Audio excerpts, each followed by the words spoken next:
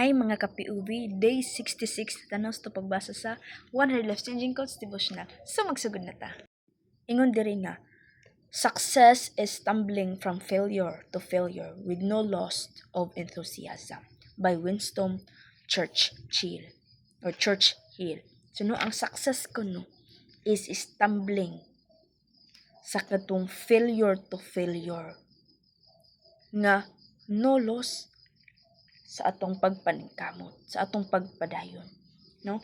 Muna siya ang success. So, failure is often a stepping stone to success, which is true kay imo jang magamit as motivation, inspiration, and a stepping stone para mo isa pa ka ug magpadayon pa ka. And maintaining a joyful, enthusiastic spirit through it all is key. James encourages us to count it as joy when we face trials because they strengthen our perseverance and character. And because sa atong failure, we have the characteristic or the passion nga magpadadyon pagkajud. No? Instead of viewing failure as the end, see it as part of your journey toward growth and success. So nugingon diri nga.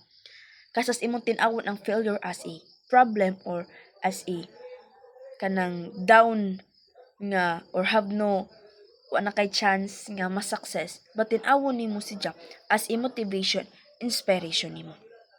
Nga aron ikaw mo grow ka ug mo success ka.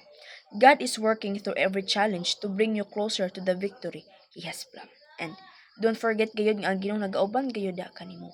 He worked it silently. Ingon diri sa James 1:2. Ingon diri nga, my brethren, count it all joy when ye fall into diverse temptations. Tagalog pa, mga kapatid ko, ariin ninyong buong kagalakan kung kayo'y mga hulog sa sari-saring tukso. So, para masabtan pa, consider it pure joy, my brother and sister, whenever you face trials of many kinds. Kay kung the more nga atong iisip nga kaning mga struggle, kaning mga failure nga atong na face, nga ato pa yung i-think, mas mo down pagajud ag atong the way we think ba. Manigative na noon siya kay failure na pudta, inanay na pud, ana ba. But kung ato pa siyang ikalipay, not man jud nga, as in kalipay, but take it positive, which is ang dagan sa mga nahuna, nindot positive si Janice ang iyang impact. Anong gaingon diri sa James nga consider it pure joy kay whenever we face trials at many kinds mo grow tayo ana ug mo strong po atong foundation of how we face or accept sa mga problema nga moabot kanato. No, gitudloan ta ni James inana sa unsa mga trials nga atong sinati kay lain-lain man jud na ilabin na sa kada grow na to no lain-lain man jud problema di man jud si just stagnant nga same ra sukad pa pagkabata hantud ron lain naman sa problema nato.